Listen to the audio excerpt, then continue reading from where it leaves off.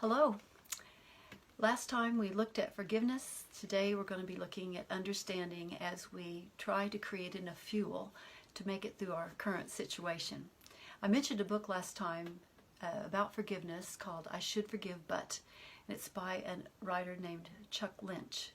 And I got to thinking about a book for children about forgiveness because I know I had a child that's really struggled with this, and maybe some of you do as well, a child that just has a hard time with forgiveness. Well, I wrote a story called Messy Hair Game, and believe it or not, it's a really good little book about teaching forgiveness. Reba's been asked to obey. She chooses not to obey. And when she figures out that grandmother is upset about her decision, she learns what it means to feel conviction and to want to run and to hide. And then she also learns about forgiveness. So it's a good book to bring up discussion with younger children about what it means to seek forgiveness and what it means to give forgiveness. It's called Messy Hair Game, and it's available on Amazon. But today, we're going to look at understanding. And I dare say that through the times that we've been all cooped up together, there may have been some misunderstandings in our household, unless you're living alone, and even then you might get to arguing with yourself. But wherever two people are gathered, there's always a level of understanding and the potential for misunderstanding. And I know Tom and I struggle with this sometimes. We say the very same thing, but we use different words, and we can get so frustrated. And we've never really figured that out. That's probably one of our weakest communication skills right there. But God created each of us as a unique creation with the ability to have language to express ourselves and the capacity then to know each other very intimately. And He knows us intimately as well. Psalm 139 tells us that He knows every word we say, every thought we think, and all of our bones are recorded in His book. And He seeks an understanding relationship with us. In the book of Isaiah, He says, "Come, let us reason together, saith the Lord." He wants us to understand Him, and He wants us to know that He understands us. And through prayer, we're encouraged to share our deepest thoughts and our feelings with Him. In Romans chapter 8 and verse 26 assures us that every groan of our heart is understood, it's interpreted by the Holy Spirit to Him, and we can be ourselves. We don't have to have any pretense when we pray. You know, we really can't fake it with our Creator. In the garden with Adam and Eve, they walked with God in the cool of the garden, and they withheld nothing from Him. But when they sinned, when they disobeyed, immediately shame took over, and they developed that fear of being known, the fear of being found out, and they felt like they needed to hide. When shame is present, you know, we hide too, don't we? We put on masks and we start playing deceptive roles that tear down our relationships, and we try to hide our true feelings. And understanding is one of the things that helps us to get past those kind of things. When our family is built on understanding and love and empowering, the things we're going to talk about later, then we have the fuel that we need to better communicate and to express ourselves. And we know that we'll be listened to and we will be understood. We know we can share our different feelings and our hopes and our dreams without the fear of being scorned or laughed at.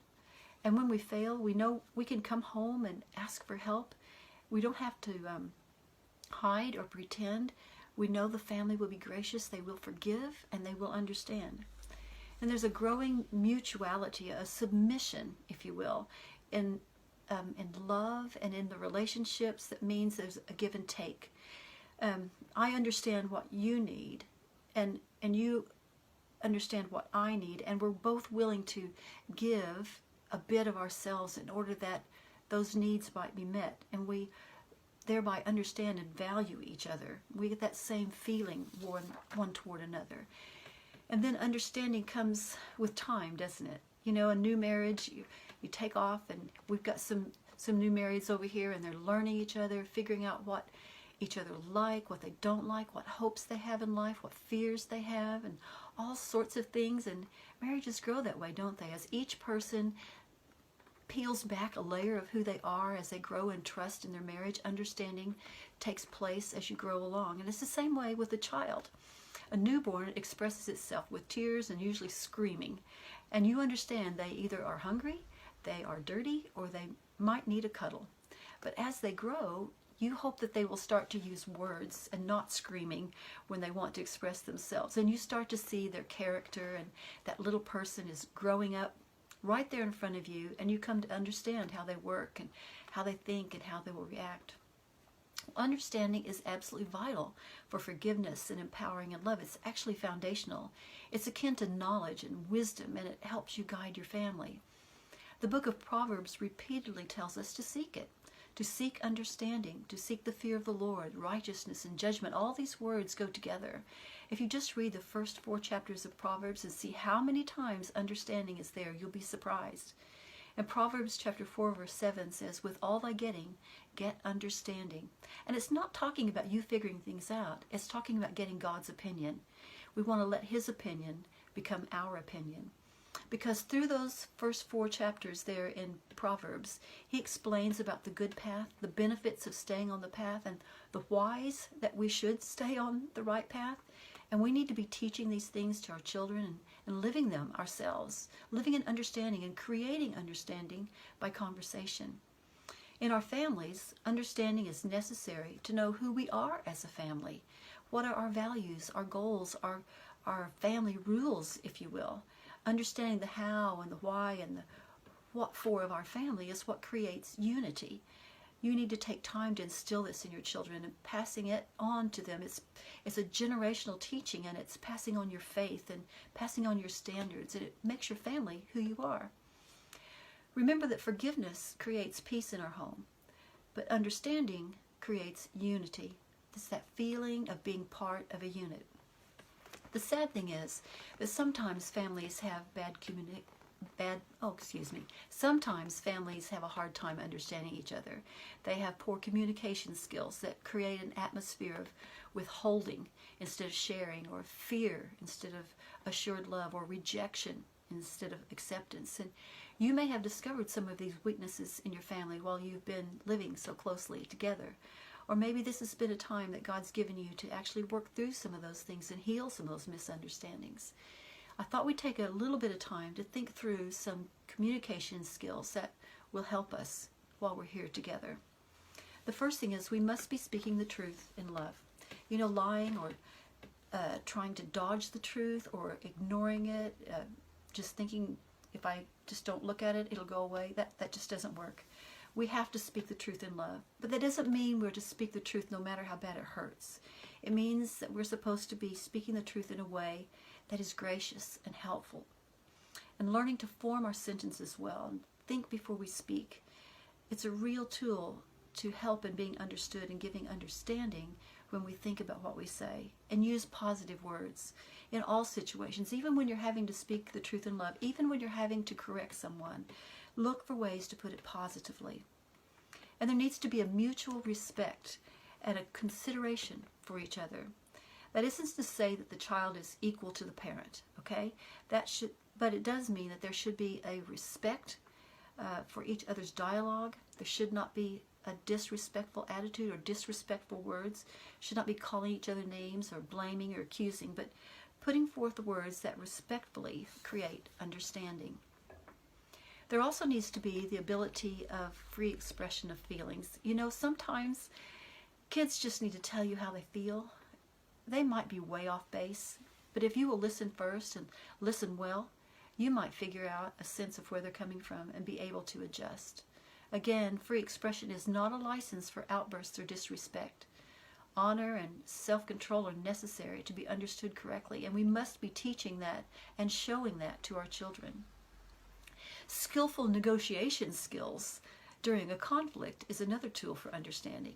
You know, we need to stop when things begin to boil. We need to ask questions and make sure we understand both sides of the argument, and then seek peace and pursue it.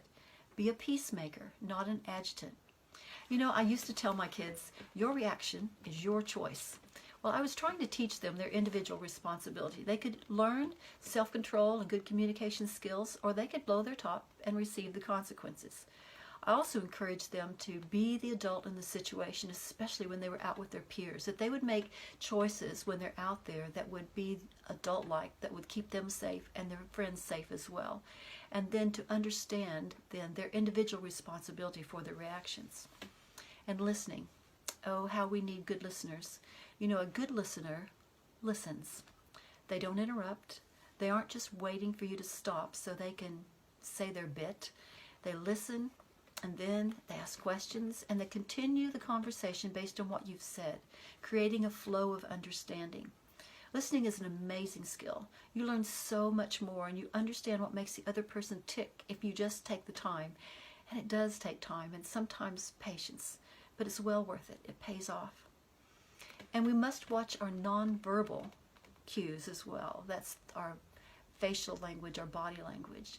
You know, my mother used to have a bad habit. If I wanted to sit and talk with her, usually caught her in the kitchen. I'd sit at the little snack bar and she'd be cooking or whatever, and I'd be talking, and she'd say, uh-huh, uh-huh, uh-huh, uh-huh, uh-huh. That's all she would say. She'd never look me in the eye.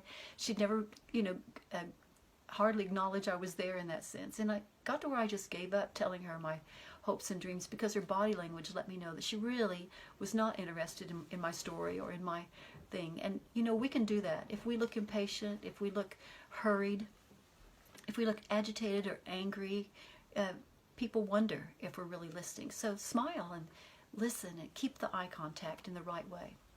And focus on the intent, not just the content.